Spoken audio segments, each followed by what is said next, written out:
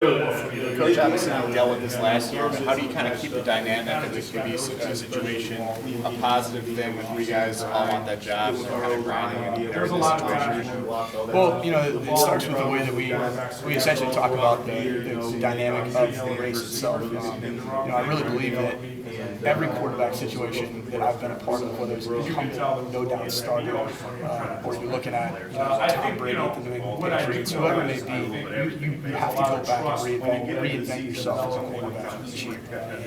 And so you always want to be pushed by the other guys around you. And I've really never been a part of a quarterback situation in spring ball that wasn't competitive. And I think that's just something that I think that you should come to grips with as a quarterback when you talk about it. No matter what, you're going to have to reinvent your game. You're going to have to be significantly better than you were a year ago at this time, and definitely a year ago even at the conclusion of the season. And so, I think they've done a great job with that, realizing that it's more about their own input, their own growth themselves. And we are going to quantify everything, and that's going to be some form of statistical comparison. But it's really about your own individual growth, and that should happen whether there's an incumbent starter or there's 3, 4, 5 guys that are vying for a job. Well, Deshaun's, his smoothness, his intellect, the reps that he got not only in practice and in games, so that's showing up big time. His experience. The irony of it all is, a year ago we're sitting here, and he's really a distant third. He's getting very few reps, and now he's the guy that has the most experience.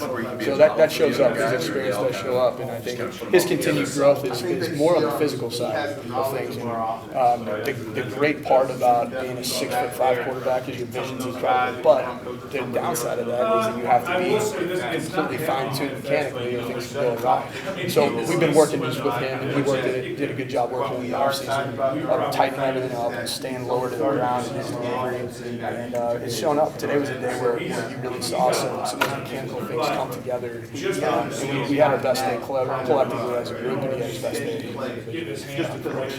What's that natural feeling of you want to separate Wimbush from another quarterback, so he's not in the same class as Deshaun, but was it just his talent level that kind of made Coach Kelly decide, you know what, he has to be able to compete for this job right now? Yeah, I mean, I think it's his talent and also really the experience that he has. I mean, it seems like he doesn't have that much experience, but if you think about the reps that he banked throughout the course of the last 10, 11 weeks of the season into bowl prep, he's pretty experienced. I mean, he's gotten a lot of reps with the first team offense and second team offense that your typical freshman quarterback that redshirted wouldn't have had. And obviously the physical gifts are there. We know that. We have 3 guys with incredible physical gifts, so it's not really as much about just strictly his talent, but also his growth and his evolution. I also think that we wanted to get into a position where we really let guys compete for the job. Kind of like I alluded to earlier, every single year you should come in and think about reinventing yourself, or that next guy's going to catch you, or that next guy behind him is going to catch him and surpass him and get you. So we wanted to really make that evident from day one. We want to have the most competitive quarterback group in the country, and I think it showed up. What's your challenge?